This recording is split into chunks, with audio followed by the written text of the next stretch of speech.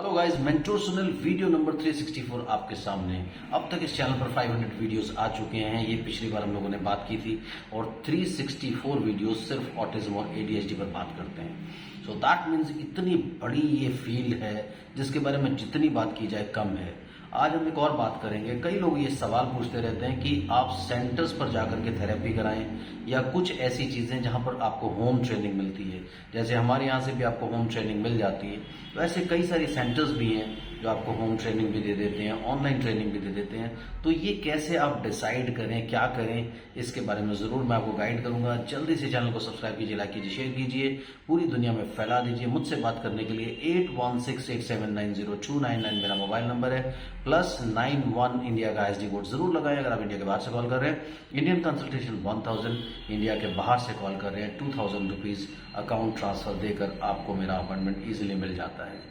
तो दोस्तों, बात करते हैं कि आपको सेंटर्स में जाना चाहिए या फिर आपको घर में बैठकर प्रैक्टिस करना चाहिए।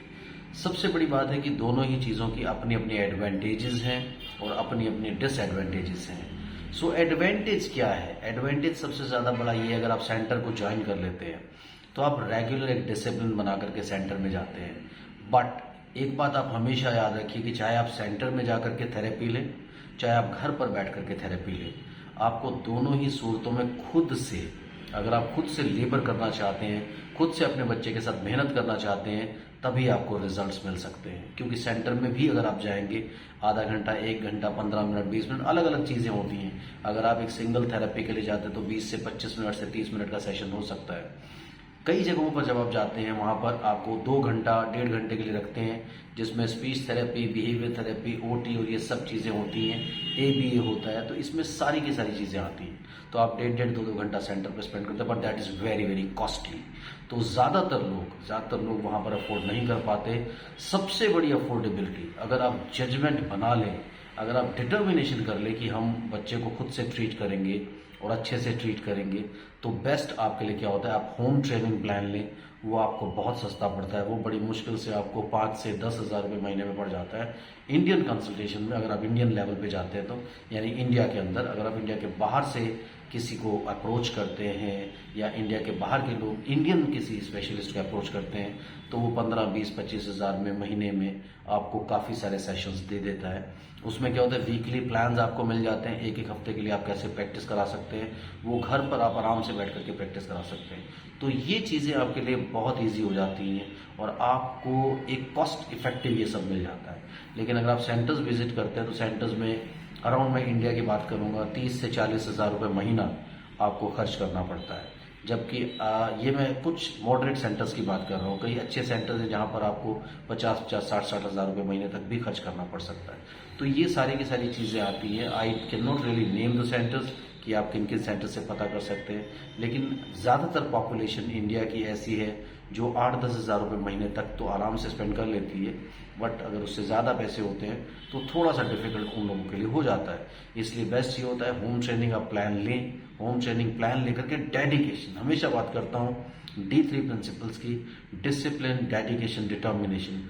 आपकी डेडिकेशन के बगैर, आपके डिसिप्लिन के बगैर, आपके डिटर्मिनेशन के बगैर आप कहीं से भी थेरेपी लें, आप अपने बच्चे को ठीक नहीं कर पाएंगे अगर आप लोग डिसाइड नहीं करते कि हम लोग साथ में मिलकर के मेहनत करेंगे। यानी आप ये मान के चलो कि 90 to 95% काम आपका अपना होता है, आपका अपना डिसिप्लिन होता है। 5 to 10% आपको गाइडेंस मिल जाती है। तो अगर गाइडेंस आपको सही मिल रही है और आप खुद बैठ करके प्रैक्टिस कर सकते हैं, तो होम ट्रेनिंग प्लान से अच्छा कुछ भी नहीं होता।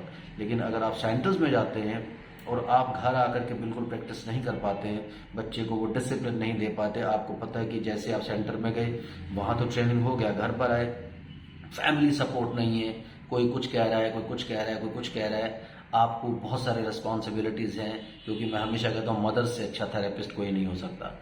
तो मदर को थेरेपिस्ट बनना पड़ेगा, बाकी पूरी फैमिली को मदर को कोऑपरेट करना पड़ेगा।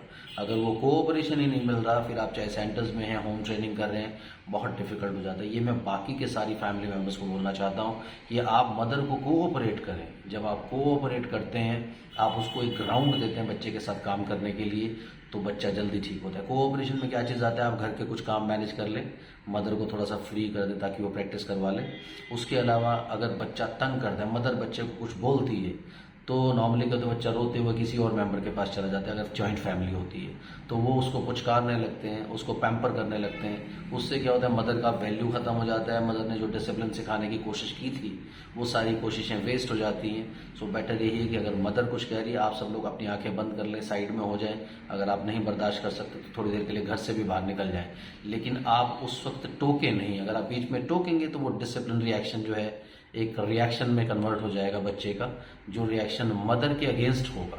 वो मदर को कुछ नहीं समझेगा, मदर को उसको समझना बहुत इंपॉर्टेंट है। वहाँ पर जब वो टीचिंग के लिए, प्रैक्टिस के लिए बैठा है तो मदर को वो कुछ समझे, तो वो बहुत इंपॉर्टेंट है कि आप पूरा फैमिली मिल करके सिर्फ और सिर्फ मदर को सपोर्ट कर दें। अगर मदर काम कर रही है, फादर काम कर रहा है तो फादर को सपोर्ट कर दें। तो सपोर्ट बहुत ज़्यादा इंपॉर्टेंट है फैमिली का। अगर आपको सपोर्ट मिल रहा है, सब चीज़ें हैं, तो आपको होम ट्रेनिंग प्लान से ईजिली अपने बच्चे को आप ठीक कर सकते हैं। आप कमेंट सेक्शन में ज़रूर अपने कमेंट्स को डालते रहिए और क्वेश्चंस पूछते रहिए, जिसके ऊपर आजकल ज़्यादातर वीडियोस बनते हैं। Thank you very much, bye bye.